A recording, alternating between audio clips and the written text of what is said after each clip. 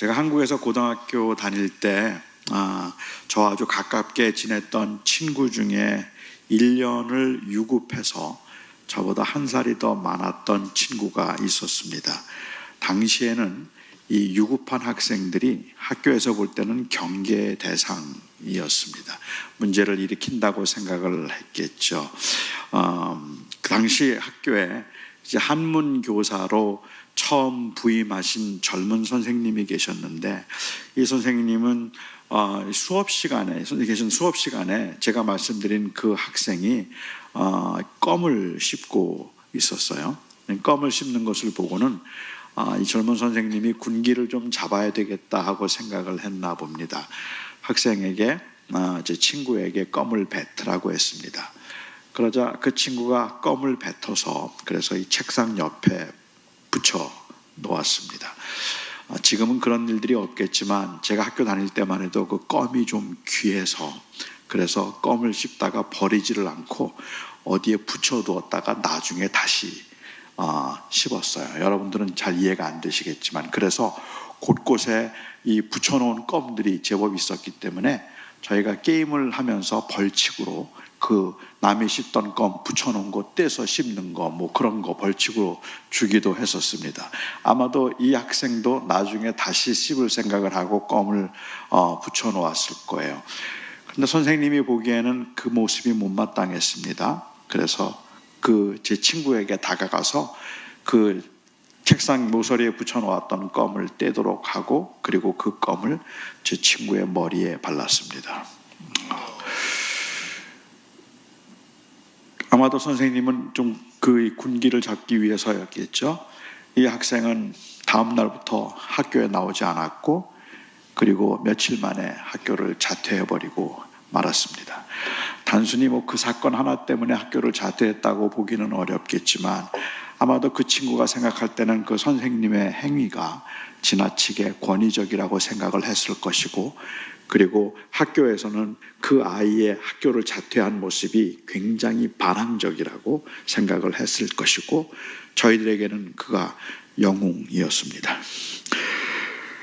저는 어릴 적에 반항기는 없었지만, 그렇지만 반항기는 없었던 것은 아니지만 반항할 용기는 없었습니다. 장난도 심하고 말도 참 엄청 안 들었기 때문에 많이 안 들었는데도 반항적이라는 말을 들은 적은 한 번도 없었습니다.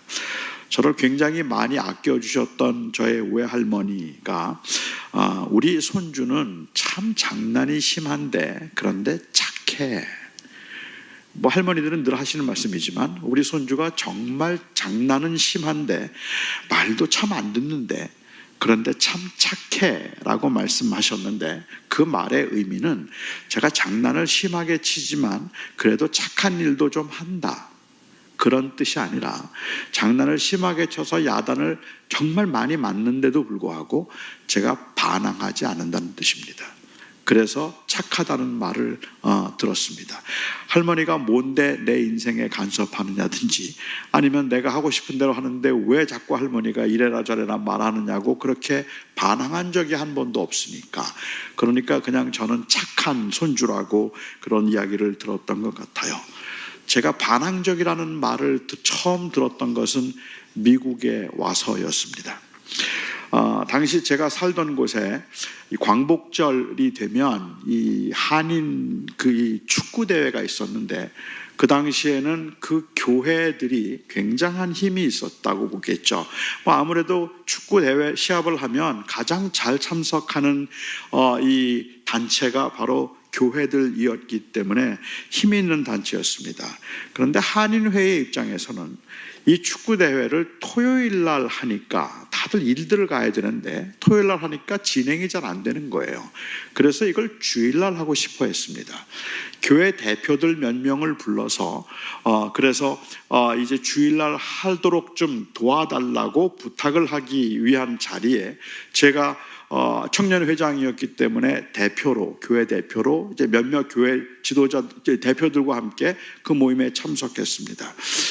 정말 교회 폐가 되지 않도록 잘 진행할 테니까 조금 도와달라고, 주일날 진행할 수 있게 해달라고 부탁을 했고, 저는 그 당시 청년들과 함께 아주 강력하게 주일날 만일 축구 시합을 하면 나는 나오지 않겠다, 우리 교회들은 여기에 참석하지 않겠다고 강력하게 반대를 했습니다. 당시 한인회 관계자 한 분이 설득도 하고 회유도 하고 위협도 하고 그렇게 부탁도 하고 다짐도 했지만 특별히 제가 강력히 반대를 했어요. 그때 제가 그럴 수 있었던 것은 아마도 주변에 사람들이 저를 좀 도와준다고 생각을 했기 때문에 그랬던 것 같은데, 나중에 한인회 그 관계자 그분이 저한테 젊은 사람이 왜 이렇게 고집이 세고 반항적이냐고 야단을 쳐서 제가 처음으로 반항적이라는 말을 들었습니다. 그렇게 야단쳤던 분이 제가 그 교회, 그 장소, 그 도시에서 목회할 때 저희 교회 장로님이 되셨어요.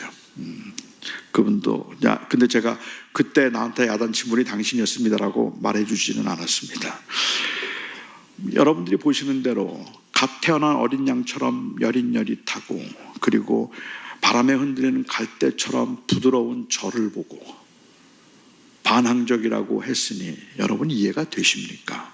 그냥 눈만 크게 떠도 울어버릴 것 같은 얼굴이잖아요.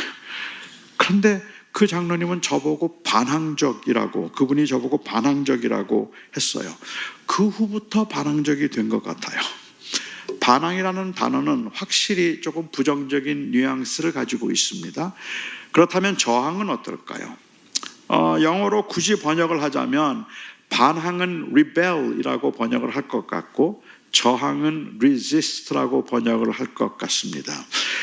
왠지 저항은 조금 수동적이고 반항은 조금 적극적인 것처럼, 공격적인 것처럼 보이기도 하고, 왠지 저항은 조금 좋은 의도인 것 같고 반항은 조금 나쁜 의도인 것처럼 그렇게 들리기도 합니다. 네이버 국어사전에 나오는 정의에 의한다면 반항이란 것은 다른 사람이나 대상에 맞대어서 대들거나 반대하다라는 입장이고, 저항이라는 말은 어떤 힘이나 조건에도 굽히지 아니하고 거역하거나 버티다라고 되어 있습니다.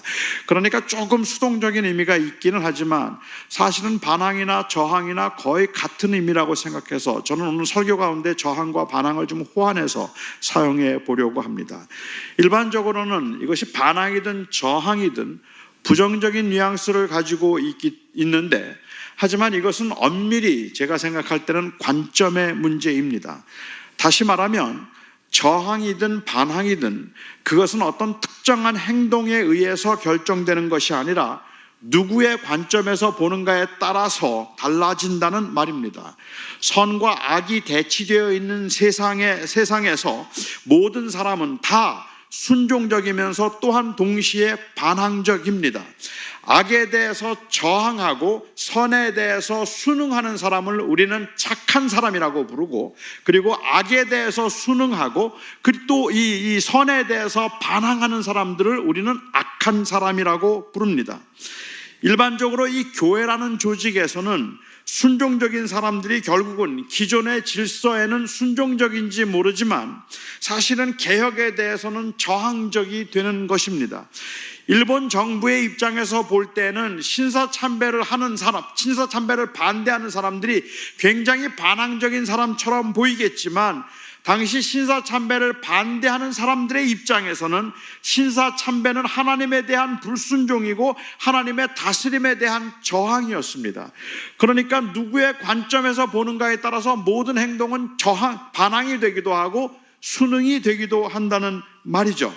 자기 아들이 의과대학을 갔으면 좋겠다고 보는 의과대학에 갔으면 좋겠다는 부모의 입장에서는 연예인이 되고 싶은 소원과 재능이 있어서 악기만 가지고 노는 그 아들이 반항적으로 보이겠지만, 그것을 반항으로 보는 것은 힘의 축이 부모에게 있기 때문일 뿐입니다. 만일 하나님께서 그 아들에게 연예인으로서의 재능과 소명을 주셨다면 이 세상에서는 그렇게 살면 안 된다고, 안정되고 편안한 삶을 살기 위해서는 그렇게 악기를 가지고 놀지 말고 의과대학에 가야 된다고 말하는 것은 그 아이의 운명적으로 그 아이에게 주어진 하나님의 소명에 대한 거역이라는 말입니다.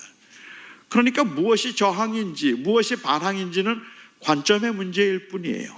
우리는 굉장히 수능적인 것 같지만 굉장히 저항적이고, 우리는 굉장히 저항적인 것 같지만 굉장히 순응적일 수 있다는 말이죠. 저항과 순종은 단순히 행동의 문제가 아니라 관점의 문제입니다. 때로는 이것은 기존 질서에 대한 반항이고 본능에 대한 저항이 되기도 하고, 불의와의 타협으로 순종, 순응으로 보일 수도 있습니다. 당시 로마 제국이 볼 때에 이 기독교인들은 아주 불순한 반항아들이었습니다. 힘을 키워서 로마 제국을 정복시켜 보겠다는 의도를 가진 적도 없었고, 그런 시도도 한 적이 없어서 반항한 적이 한 번도 없었지만, 때리면 맞았고 가두면 그냥 그대로 갇혀 있었어도 위정자들이 볼 때에 기독교인들은 그들의 말을 한 번도 고분고분 들어본 적이 없는, 도대체가 통제가 안 되는 사람들이었다는 말이죠.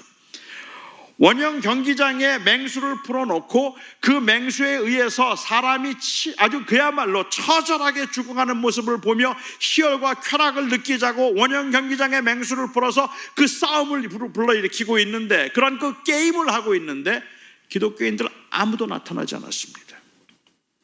그 자리에 나타나지 않았습니다.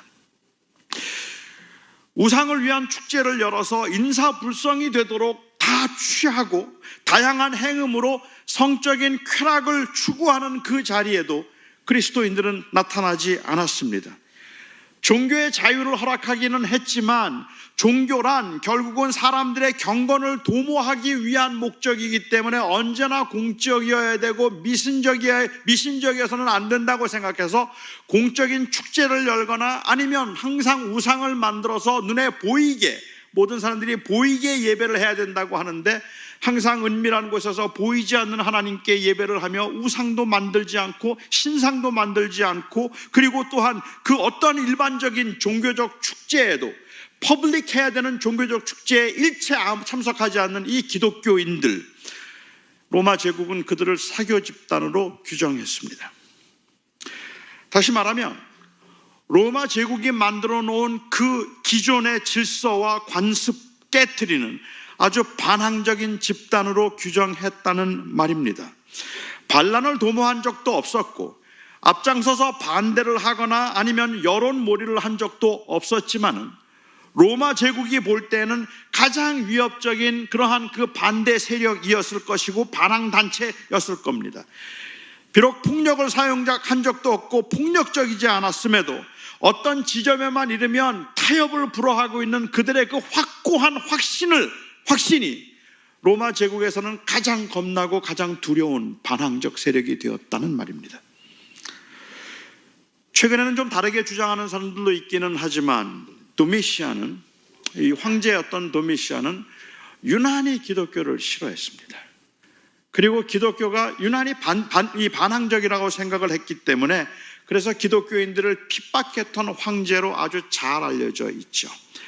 그는 자기 스스로를 The Lord and God Dominus et Deus, 나는 주요 하나님이다라고 하는 The Lord and God이라고 하는 타이틀을 자기에게 붙여주고, 그리고 로마 제국에 있는 모든 사람들이 그를 칭할 때는 Dominus et Deus, The Lord and God이라고 그렇게 부르도록 했습니다.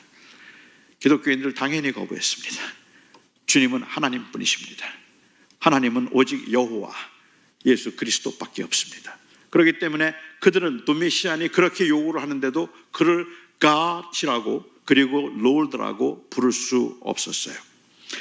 터툴리안이라고 하는 그 당시에 조금 한 세대를 지나간 그 시대 교회의 교부였던 터툴리안의 기록에 의하면, 그때 도미시안 황제에게 강력하게 반대를 하거나 아니면 저항했던 사람 중에 한 사람이 바로 사도 요한입니다. 그 사도 요한이 반대를 하니까 그를 끓는 기름 가마 속에 집어 던졌는데, 끓는 기름 가마 속에 집어 던졌는데도 그게 타 죽지 않아서 그를 반모섬에 귀양을 보냈다고 터툴리안은 기록을 하고 있습니다. 그것이 전설적인 이야기였는지는 저희가 확실치 않습니다만은 아무튼 요한은 반모섬에 있으면서 하나님으로부터 하나님의 다스림에 관한 계시를 받았습니다. 반모섬에서 받았던 그가 그 하나님의 다스림에 관한 계시를 기록한 것이 바로 요한계시록이죠. 제가 생각할 때는 요한계시록에 대한 오해가 너무 많다고 생각해요. 이 계시록이라는 문학적인 장르의 특징상 요한계시록은 장차 미래에 일어날 일들을 구체적으로 상징적으로 예언적으로 그렇게 설명하고 있는 책이 아닙니다. 이 책은 오히려 하나님의 궁극적인 다스림에 관한 이야기를 말하고 있는 것이지 그냥 첫 번째 나팔을 불 때 일어나는 사건은 무슨 사건이며 두 번째 나팔을 불 때 일어나는 사건은 언제 일어나는 사건이고 세 번째는 무슨 사건이고 그리고 또한 첫 번째 천사가 쏟은 대접은 뭘 의미하고 거기에 나오는 용은 뭘 의미하고 666은 뭐를 의미하고 14만 4천 누구를 가리킬까 하는 그러한 것들을 구체적으로 우리가 알도록 하기 위한 그러한 수수께끼 책이 아니란 말이에요. 저는 요한계시록을 좀 전체적인 그림으로 본다면 요한계시록은 굉장히 위로가 되는 책이라고 저는 생각을 하는데 우리의 이 마음은 그렇게 잘 안 돼요. 저도 그렇게 안 돼요. 제가 한 번은 저희 교인 중에 한 분이 이 예술가가 계셨는데 그분이 엑스비션을 한다고 전시회를 한다고 저를 초청하셨습니다. 그래서 그분 전시회에 제가 참석을 갔는데 그분은 디스플레이 아티스트였어요. 그래서 이 전시 예술을 하는 분이었는데 그날 제가 거기에 가서 보았던 그 작품 중에 좀 굉장히 신기했던 작품이 제목이 케이오스예요. 무질서, 혼란 그런 제목인데요. 300개의 이 넥타이를 거기에 쭉 걸어 놓았어요. 색깔로. 3층에 걸쳐서 빨간색, 노란색, 파란색, 이게 어떤 건 길게 돼 있고 어떤 건 짧게 돼 있고 그렇게 이 전시를 해 놓았더라고요. 제가 잘 아는 아티스트니까 제가 그분에게 궁금해서 묻기 시작했습니다. 저 빨간색은 뭘 말해요? 왜 빨간색 옆에 노란색을 뒀어요? 왜 초록색 넥타이는 조금 더 길죠? 이렇게 300개를 정한 이유가 있나요? 혹시 뉴욕에 가서 디스플레이를 할 때 그때는 이거 사진을 찍어서 똑같이 하나요? 아니면 그때는 또 좀 다르게 디스플레이를 하나요? 할 만한 질문 아닌가요? 제가 그래서 그 질문들을 드렸어요. 그랬더니 그분이 저를 보고는 참 기가 막히다는 듯이 저한테 하셨던 말씀이 목사님 좀 느끼세요 그러더라고요. 그거 묻지 말고 좀 느끼세요 그러더라고요. 그게 뭘 의미하고 있는 것인지 굳이 노란색과 파란색이 무엇을 의미하는가를 알아야 될 이유가 없고 그리고 또한 그 왜 빨간색이 더 긴지를 알아야 될 이유가 없지만 그 전체를 보면서 우리는 이게 혼돈이구나, 이게 무질서구나 하는 것을 우리가 느낄 수는 있겠죠. 요한계시록의 계시록이라는 특징상 우리가 구체적으로 그것들이 다 무엇을 가리키고 있는가 하는 것을 알아내려고 하는 것이 중요한 것이 아니라 이 세상은 혼란 가운데 핍박이 있고 혼란이 있고 재앙이 있지만 결국은 하나님이 승리하신다. 결국은 하나님이 승리하실 것이다. 그게 계시록의 메시지이잖아요. 그러니까 이것만큼 위로가 되는 건 없잖아요. 세상이 다스리는 줄 알았는데 로마 제국이 다스리고 있는 줄 알았는데 로마 황제에게 붙잡혀서 반모섬에 가 있는 요한이나 아니면은 그렇게 해서 그 불에 타 죽거나 혹은 토굴 속에 숨어서 고난을 겪고 있는 사람들이 볼 때는 너무도 두려워서 하나님이 정말 거기 계실까 싶은데 요한계시록을 통해서 하나님께서 요한에게 보여주셨던 그 비전은 하나님이 승리하신다예요. 아니, 하나님이 승리하신다는 것뿐만 아니라 교회가 승리한다예요. 교회는 반드시 설 것이다. 그리고 교회를 통해서 하나님의 승리가 드러난다는 것이 요한계시록의 특징입니다. 천사들이 나팔을 불 때마다 재앙이 임했어요. 첫 번째 나팔을 불 때 피 섞인 우박이 내렸고 그래서 사람들을 죽였습니다. 둘째 나팔을 불 때 바다가 피가 되었고 세 번째 나팔을 불었을 때 세상에 있는 물의 3분의 1이 쑥 쓴물이 되었고, 네 번째 나팔을 불 때 세상의 3분의 1이 어두움에 사로잡혔고, 다섯 번째 나팔을 불 때 황충이 일어나서 사람을 물어 죽였고, 여섯 번째 나팔을 불 때 수억의 군대가 사람들을 서로 죽이고 전쟁을 했습니다. 그리고 마침내 오늘 본문 일곱 번째 나팔이 울려 퍼졌습니다. 하나님의 승리를 알리는 나팔, 모든 재앙과 고난과 그리고 모든 환난과 핍박은 다 끝이 나고 마침내 하나님께서 다스리신다는 하나님의 통치의 나팔이 불렸습니다. 요한은 바로 이 승리의 음성을 그가 묵시로, 환상으로 보았습니다. 하나님 보좌 앞에 24명의 장로가 있었는데 그들이 엎드려서 하나님께 경배 드렸어요. 감사하옵나니 옛적에도 계셨고 지금도 계신 주 하나님, 그 주 하나님 곧 전능하신 이여 친히 권능을 잡으시고 그리고 왕노릇 하시는도다. 주님께서 마침내 악한 자들을 심판하시고 그리고 하나님의 다스림이 나타날 때 그 하나님의 보좌에 둘러있던 24장로들 12명의 사도와 12명의 이스라엘 지파를 의미한다고 말하기도 하고 모든 하나님의 교회를 의미한다고 말하기도 하는데 이 24장로들이 하나님 앞에 경배와 찬양을 드리며 하나님의 그 거룩하심을 노래하는 그 장면입니다. 얼마나 영광스러운지. 그 영광 앞에 놀라움과 감격으로 찬양과 예배를 하고 있는 모습이 오늘 본문 말씀입니다. 그런데요, 저는 이 환상을 보고 있는 요한의 마음은 어땠을까 한번 생각해 보았어요.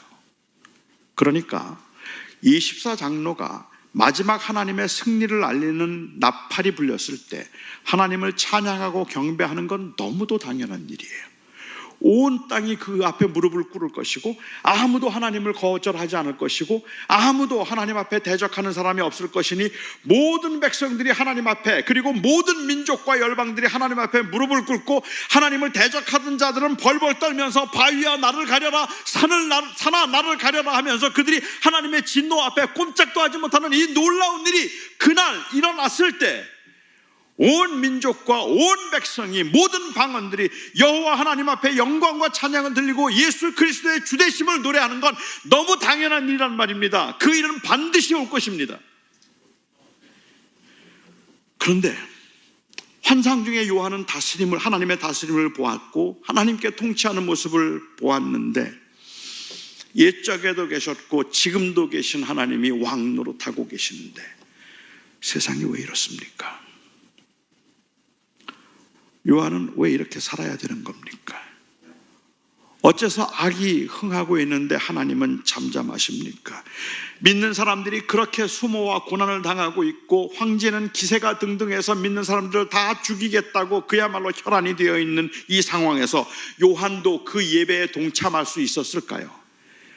요한도 하나님의 전능하심을 찬양할 수 있었을까요? 24장로들이 예배하는 것은 이해가 되는데 그런 상황에서 그 환상을 보면서 요한도 예배에 참석할 수 있었을까? 동참할 수 있었을까? 저는 확신합니다. 아마 요한도 기쁜 마음으로 동참할 수 있었을 겁니다. 그가 환상을 볼 수 있었다는 사실 때문에 그런 것이 아니라 그가 고난 가운데 있을지라도 환난 가운데 있을지라도 세상을 다스리는 분은 하나님이시라는 그의 믿음의 고백이 있었기 때문입니다.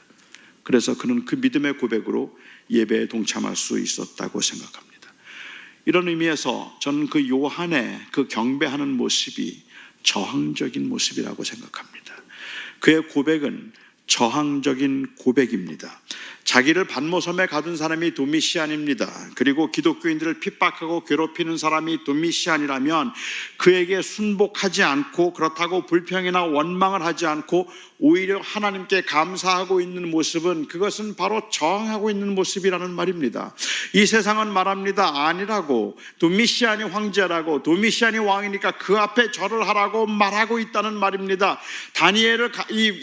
다니엘을 사자굴 속에 집어넣으면서 그야말로 꽤 괜찮았던 다리오 왕인데 자기에게 절하지 않거나 자기에게 다른 사람에게 절하거나 아니면 다른 사람들에게 무엇을 구하는 자들을 모두 다 사자굴 속에 집어넣어서 30일 동안은 아무도 다리오 외에는 아무에게도 절하거나 기도하지 못하게 하라는 이 말도 안 되는 칙령에 사인을 하고 그래서 그 다리오가 다스리는 그 메대 지방의 모든 사람들은 30일 동안은 누구에게도 절하지 말고 누구에게도 기도하지 말고 오직 다리오에게만 절하고 구하라. 그것을 들었던 다니엘은 평소에 하던 것처럼 또 기도를 했어요. 모든 사람들이 보는 곳에서, 똑같은 장소에서, 똑같은 시간에. 여러분이 생각할 땐 말도 안 되지 않습니까? 30일만 숨어서 기도하면 되잖아요. 굳이 꼭 사람 보라고 기도할 필요 있습니까? 그냥 몰래 하면 되잖아요. 왜 창문을 열어놓고 기도를 하느냐고. 창문 닫으면 아무도 안 볼 텐데. 그런데 왜 창문을 열어놓고 기도했을까? 평소의 시간을 반드시 지켜야 되기 때문에, 자기 기도의 시간을 반드시 지켜야 되는 그러한 그 의지가 그에게 있었기 때문에, 나는 한 번 한다면 하는 사람이기 때문에, 기도의 시간을 지키는 것은 그만큼 중요한 것이기 때문에 아닙니다. 오히려 다니엘은 의도적으로 지금 창문 앞에서 하던 대로 기도하고 있는 겁니다. 왜요? 그가 만일 기도하지 않으면 세상에 있는 모든 사람들이 다 그렇게 생각할 테니까 30일 동안은 아무도 아무 신에게도 절하지 않았다. 다리오가 그곳에 최고의 왕이었고 신이었다. 다니엘은 그걸 저항하고 싶었어요. 아니요. 30일만 참으면, 아십니까? 30일만 안 걸리고 잘 참으면 다니엘은 지금 메대 그 왕국의 최고의 자리에 올라가는 겁니다. 가장 높은 자리에 올라갈 수 있는 겁니다. 그런데 그는 그것을 거부하고 오히려 그가 기도함으로 다리오가 아니라 여호와가 내 하나님입니다 라고 고백하고 있습니다. 이것이 바로 저항적 고백이라고 생각합니다. 마치 세상이 우리를 다스리고 있는 것 같은데, 그 세상을 향해서 세상이 아니라 하나님이 우리의 하나님이신 것을 고백하는 그 모습이 저항이라고 볼 수 있는 거죠. 저는 그렇기 때문에 우리 청년들이, 그리고 우리 그리스도의 백제자들이 이 땅에서 예배하고 있는 예배는 언제나 저항적 고백이라고 부르고 싶습니다. 먹고 사는 일이 버겁고 돈 없으면 안 될 것 같고 어느 정도 위치에 그래서 올라와서 명예와 권위가 있어서 인정을 받을 것 같은 세상에서 우리가 예배의 자리를 지키고 예배를 하는 것은 그 유혹과 위협이 상상 못할 만큼이나 큰 것이고 강한 것이지만, 그럼에도 불구하고 우리 주 예수 그리스도가 나의 주님이라는 고백이 예배 가운데 있기 때문에 그렇습니다. 예배란 저항입니다 라는 이 개념을 저는 워터 브루그만이라고 하는 학자에게서 빌려왔습니다. 그가 쓴 책 가운데 안식은 저항이다 라는 책이 있어요. 처음에는 저는 그 책을 읽으면서도 사실 안식은 저항이다라는 말이, 우리가 안식일을 지키는 것이 어떤 의미에서 저항일까를 좀 고민하고 생각해 본 적이 있었는데요. 제가 대학생 때 아르바이트를 한번 한 적이 있었습니다. 아이스크림 장사를 했어요. 한 3개월 동안 아이스크림 장사를 했는데, 그냥 아이스크림 장사가 아니라 한국에도 있나요? 아이스크림 트럭을 가지고 다니면서 딸랑딸랑 하면, 그러면 아이스크림 벤더를 하는 거죠. 딸랑딸랑 하면 동네 사람들이 쭉 나오면, 그러면 이제 아이스크림 팔고 또 다른 동네 운전하고 다니면서 아이스크림을 파는 이 아이스크림 장사를, 아이스크림 벤더를 제가 했는데요. 정말 돈이 잘 벌려요. 너무 장사가 잘 되는 거예요. 저는 그때 알았어요. 내 외모는 외국인에게도 통하네. 뭐 이런 걸 알았어요. 그냥 아이들이 저만 가면 좋아서 막 나오는 거예요. 나와서 줄을 서서 아이스크림을 막 사가고 그러는데, 보통 다른 사람들이 일주일 동안 일해서 벌 돈을 저는 하루면 벌었어요. 장사가 너무 잘 되니까 겁이 나더라고요. 내가 진짜 사업가 기질이 있나 보다. 내가 돈 벌면 잘 벌겠구나. 뭐 이런 생각도 들고, 돈이 잘 벌리니까, 저는 목사가 되겠다고 기도하고 있던 사람인데 돈이 잘 벌리니까 이게 좀 겁이 났어요. 그래서 제가 하지 말아야 할 기도를 했어요. 보통은 하나님이 제 기도를 잘 안 들으시는 편인데 이 기도는 그냥 바로 들으시더라고요. 제가 아굴의 기도를 하고 말았어요. 하나님, 저로 하여금 너무 가난하게도 마옵시고 너무 부하게도 마옵소서. 내가 너무 가난하면 도적질할까 두렵고, 내가 너무 부하면 하나님을 모른다 할까 두렵습니다. 그래서 나를 너무 가난하게도 마시고 부하게도 마셔서 이 기도를 하고 말았어요. 치명적인 실수였죠. 하나님은 그 기도를 들으시고 제가 2달 반 동안 하는 동안에 권총광도 2번 만나고, 그리고 도둑 2번 맞고, 2달 반 장사하고 딱 $30 남더라고요. 가난하게도 안 하시고 부하게도 하지 않으시는 그 하나님, 왜 그 기도는 그렇게 그때 들으셨는지 조심하셔야 합니다. 기도할 때. 그런데 그때 장사를 할 때요, 이 아이스크림이 제일 잘 팔리는 때가 언제냐면 주일이에요. 그리고 아이스크림 장사가 제일 잘 되는 게 수요일 날 저녁이에요. 오후부터 시작해서. 아이스크림 장사가 수요일 날 저녁에 잘 되고 주일 날 너무 잘 되니까, 그전엔 제가 한 번도 그런 생각을 한 적이 없었는데 수요일 날 아이스크림 장사 하러 나가고 싶은 거예요. 수요 예배 대신에. 주일 날 교회 가면 빨리 끝나고 나가야 되는데, 빨리 끝나고 나가면 내가 돈을 얼마를 벌 수 있는데, 그리고는 자꾸만 나가고 싶은 마음이 생기기 시작하는 거예요. 여기에 워터 브루그만이 안식은 저항이다라는 말은 아마도 이런 의미였을 것 같아요. 세상에서는 정말로 우리가 잘 살 수 있는 것이지만 왜 우리가 안식일을 지키는가 하면, 안식일을 지키는 이유는 구별되기 위해서라는 말입니다. 우리가 하루를 구별하는 이유는 세상에서 살아가면서 세상에 있는 것들, 세상에 있는 물질들, 세상에 있는 그러한 그 부귀 영화들, 세상에 있는 쾌락, 그런 것들이 내 주인이 아니라 바로 하나님이 나의 주인이시라고는 구별된 고백이 바로 이 하루를 구별함에 있다는 말입니다.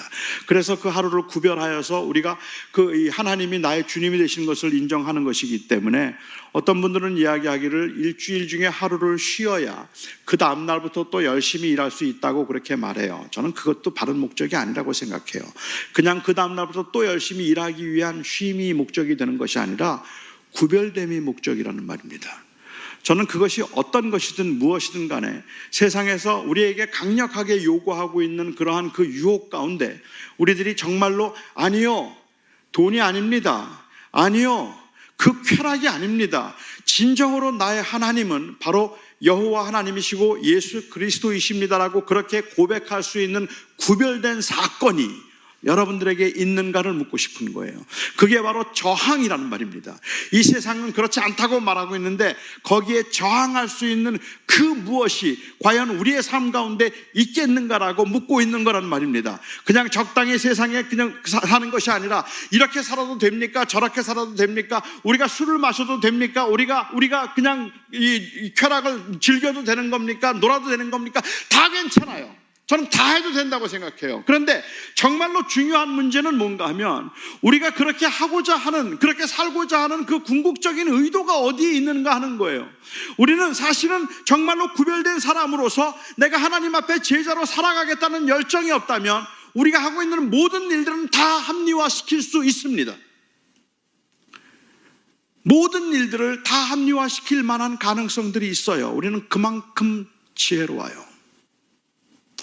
그게 왜 나쁘지 않은지, 그걸 지킨다, 그렇게 지킨다고 말하거나 아니면 그래서 주의를 지키고 예배는 꼭 참석해야 된다고 말하는 것이 왜 율법적인 행위인지, 그리고 그것이 어떻게 사람들로 하여금 매너리즘에 빠지게 만들거나 자기의 행위를 강조하고 자랑하게 만들 수 있는 것인지 우리는 얼마든지 이유를 댈 수 있고 얼마든지 우리는 논쟁을 할 수 있을 만큼 우리는 알아요.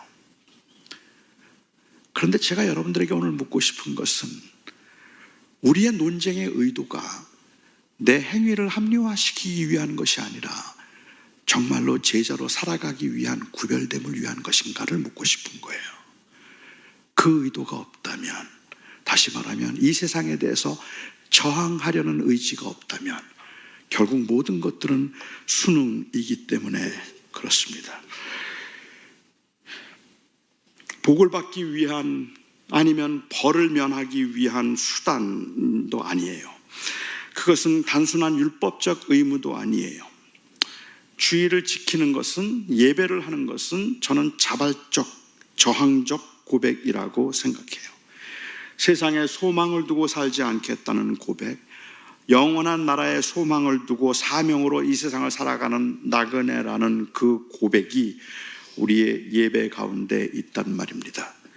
재물이 아니라, 성공이 아니라, 좋은 직업이 아니라 하나님이 내 주인이십니다 라는 그 고백이 우리 안에 있어서 이 고백은 어쩔 수 없이 세상에서는 저항적이라는 말입니다. 세상은 계속 우리에게 유혹하니까 나한테 한 번만 저래, 평생이 변할걸, 한 번만 눈 감고 그냥 내 말대로 해, 그러면 내 평생을 내가 보장해 준다. 그 유혹의 소리 앞에서 아니요, 내 목숨을 다하는 순간까지 여호와 하나님만, 예수 그리스도만 내 주님이십니다. 이 고백은 저항일 수밖에 없다는 말이죠. 그래서 우리의 예배는 저항적입니다. 세상은 세상에 좋은 게 많아서 앞으로 크게 감사하게 될 것이라고 하나님 대충 섬기고 세상으로 넘어오라고 할 때, 세상을 섬기지 않겠다면서 부족한 중에도 나그네로 감사하는 모습이 세상을 살아가고 있던 믿음의 선조들의 모습이었습니다. 고난 중에도 하나님께 감사하는 모습이 로마 황제가 보기에는 아주 고약하고 지독한 반항으로 보였겠지만 우리는 그것을 믿음이라고 부릅니다. 그래서 믿음으로 살기로 작정한 하나님의 사람들은 날과 그리고 시간을 구별해서 하나님 앞에 드리려고 하고, 그리고 주 예수 그리스도를 찬양함으로 내 모든 삶이 하나님께 드렸음을 고백하려는 것이죠. 우리가 하나님 앞에 한 시간을 구별해서 드리고 한 시간을 구별해서 예배를 드리는 것은 그 시간이 거룩해서가 아닙니다. 그 시간이 거룩해서가 아닙니다. 우리가 어떤 날을 정하는 것은 We set this day holy to make other days holy. 우리가 그 하루를 구별하는 것은 그 고백 속에는 전부가 주님의 것입니다라는 고백이 들어있는 거예요. 그것을 표현하고 있는 이 저항이 바로 우리의 예배여야 한다는 겁니다. 저는 우리 청년들에게 아주 간곡하게 그리고 강력하게 도전해보고 싶은 것이 바로 이것입니다. 그냥 예배를 안 해도 괜찮고 모이지 않아도 괜찮고 그냥 이 세상에 살면서 마음으로 하나님을 예배하고 삶 속에서 하나님과 동행하는 것, 그게 곧 예배가 아니겠습니까? 라고 말한다면 맞죠. 그런데 정말로 그렇게 살기를 원한다면 저는 여러분들에게 강력히 도전하는 바, 여러분들에게는 구별된 시간이 있어야 합니다. 그 저항적인 그 행위가 있어야 한다는 말입니다. 우리는 하나님 앞에 헌신했고 하나님의 제자라고 말하고 있지만 실제로 구별된 시간이 없기 때문에 어쩌면 우리가 말하고 있는 그 헌신과 우리가 말하는 것들은 모두가 다 너무 피상적이거나 너무 추상적인 것들인지도 모르겠다는 생각이 들기도 해요. LA에 살고 있는 한 청년이 한 형제가 샌프란시스코에 사는 한 자매를 좋아했어요. 아주 옛날에 굉장히 좋아했습니다. 그런데 너무 거리가 멀리 떨어져 있으니까 굉장히 보고 싶었어요.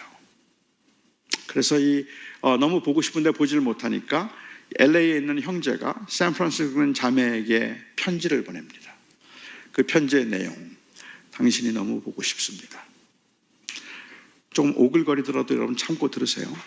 당신이 너무 보고 싶습니다. 만일 당신과 나 사이를 저 바다가 가로막는다면 나는 헤엄을 쳐서라도 수영을 해서라도 당신께 갈 것입니다. 당신이 너무 보고 싶습니다. 당신과 나 사이를 맹수가 가로막는다면 나는 그 맹수와 피 터지기까지 싸워서라도 기어코 당신께 갈 것입니다. 만일 당신과 나 사이를 사막이 가로막는다면 나는 그 사막을 기어서라도 기어코 그 사막을 건너서 당신께로 갈 것입니다. 너무 보고 싶습니다. 이번 목요일 비만 오지 않는다면 당신께 가겠습니다. 맹수도 안 무섭고 사막도 안 무섭고 바다도 안 무서운데 비는 무서워요. 비가 오면 못 가요. 사막이 가로막아도 나는 기어갈 수 있고 맹수가 가로막으면 맹수하고 싸울 수도 있고 그리고 바다가 가로막으면 수영을 할 수도 있는데 비는 안 돼요. 왜 안 되죠? 비는 실제니까. 비는 실제니까. 우리의 헌신이 얼마나 추상적인지 주님께 다 드립니다. 이 말은 아무것도 안 드린다는 말이에요. 모든 게 주님의 것입니다. 나는 주님의 제자입니다. 그런데 그 말은 듣기에 따라서는 아무것도 드릴 게 없다는 말이에요. 그래서 우리에게 필요한 저항적 헌신이 필요하다는 말입니다. 그러니까 여러분, 주님의 제자로 살기 위해서 뭘 하고 싶은데요? 어떤 시간을 구별하고 싶은데요? 저는 이 예배가, 그리고 우리의 감사가 그런 의미에서 저항적이어야 된다고 생각하고, 이 수련회를 마치면서 조금 저는 더 그냥 본질적인 이야기이긴 하지만 동시에 조금 더 구체적인 이야기로 여러분들에게 한번 도전해보고 싶은 거예요. 사랑하는 우리 청년 여러분, 우리는 이 땅에서 어떤 저항한 모습을 보이고 싶으십니까? 돈이 아니라 하나님이라는 것을, 내 쾌락이 아니라 나의 안일과 편안이 아니라 바로 하나님이라는 것을 드러내고 보여줄 수 있는 것들이 무엇일까요? 저는 그 중에 하나가 공예배라고 생각했어요. 그리고 또 다른 것 하나가 있다면 그것은 바로 우리의 삶 속에서 내가 절대로 타협하지 않는 그 분명한 선을 긋는 것이라고 생각했어요. 모든 것을 애매하게 하고 살지 않고 말입니다. 저는 그런 의미에서라면 어떤 감사는 사실은 굉장히 굴복적인 그러한 감사도 있을 겁니다. 한국 최고의 교회를 대를 이어서 섬길 수 있게 해주셔서 감사하다고 이 세습을 합리화시키며 하는 말들은 마치 권력과 편안의 그 이 부귀영화를 향한 굴복처럼 들리고, 교회를 지키기 위해서라는 명목으로 신사참배를 하고 그 대가로 고생하지 않고 교회의 안녕과 부흥을 누릴 수 있어서 감사하다는 말은 세상의 유혹을 이기지 못한 타협처럼 들린다는 말입니다. 때로는 이런 감사가 매정해 보이기조차 해서 한 교회가 정말 성장해 갈 때 하나님이 우리 교회를 성장시켜 주셔서 감사합니다라는 그 말에는 그 주변에 있는 어떤 교인들을 다 큰 교회로 보내고 눈물로 그 안타까움으로 지내는 사람들도 있을 텐데, 우리의 감사가 너무 매정하죠. 하나님이 우리의 사업을 복 주셔서 감사합니다라고 그렇게 하나님 앞에 나를 이렇게 부자가 되게 해주시고 우리 가게가 아주 정말 대박이 나게 해주셔서 너무 감사합니다라고 기도하는 그 기도에 헌신과 사명과 미안한 마음이 없으면 내 가게가 잘 됨으로 다른 가게들이 망하고 있다는 것과 그리고 문을 닫은 가게들이 있다는 사실에 대한 의식을 하지 못하는 거예요. 이것은 그냥 세상을 누리고 즐기면서 감사라는 말로 합리화시키고 있는 거죠. 그럴 수 없는 겁니다. 우리는 항상 깨어 있어서 내가 세상에서 내가 아니라 주님이시고 그리고 세상이 아니라 교회라는 그 사실 때문에 우리가 지속적으로 우리의 마음을 살펴보고 돌아보면서 하나님 앞에서 내 믿음을 지키려고 하는 것, 그냥 단순히 누리는 게 아니라 하나님의 이름으로 내게 주어진 것들을 누리는 것이 아니라 오히려 하나님의 이름으로 내게 주어진 것들을 내려놓을 수 있는 그 용기가 저항이라는 말입니다. 세상은 지속적으로 저와 여러분을 유혹합니다. 한 번만 고개 숙이면, 눈 딱 감고 한 번만 참으면 내가 잘 될 거야. 그리고 우리는 그것이 유혹인 것을 알죠. 알면서도 그 세상의 유혹에 순응해서 타협해버리면 우리는 우리의 믿음을 지키기가 어려워지는 겁니다. 그냥 마음으로는 여호와 하나님이 내 하나님이십니다, 내가 입으로 말해도 그거 다 사실은 가짜입니다, 그렇게 생각하고 도미시안을 향해서 도미누스 et 데우스 라고 부를 수도 있었어요. 중심을 보시는 하나님이신데 내 마음이 그렇지 않다는 걸 아시겠지. 하지만 당시에 이 교인들은, 그리고 초대교회 제자들의 경우는 그럴 수가 없었어요. 그들은 그럴 수가 없었어요. 원형 경기장에서 그렇게 짐승을 풀어놓고 싸움을 하고 있는 그곳에 한 번만 참석해서 즐기면 두 번째부터는 재밌어져요. 세 번째부터는 안 가면 못 베길 만큼 쾌락을 느낄 수도 있어요. 그 재미를 알고 있기 때문에 한 번만 와보라고, 한 번만 와보라고 그렇게 유혹하는 그 자리를 그들은 가지 않았습니다. 그런 성적 쾌락의 자리, 그래서 온갖 유희를 즐기면서 그 종교적 축제라는 이름으로 다양한 행음을 조장하고 있는 그 자리에 한 번만 가서 즐기면 인간의 그 죄성과 그리고 인간 안에 있는 그러한 그 이 악함을 보면 어쩌면 금방 넘어갈 수 있겠다는 생각에 한 번만 오라는데 그들 그곳을 가지 않았습니다. 그들의 모습은 세상을 향한 저항이었기 때문입니다. 저는 이제 하나님 앞에 은혜를 경험하고 또 하나님 앞에 믿음으로 살고자 하는 여러분들에게 이 마지막 시간 조금 더 구체적인 여러분들의 그 신앙의 고백이 있었으면 좋겠다 싶습니다. 구별된 그리스도인으로 여러분 뭐 하실 겁니까? 어떻게 고백하시겠습니까? 무엇을 다짐하시겠습니까? 기도하겠습니다.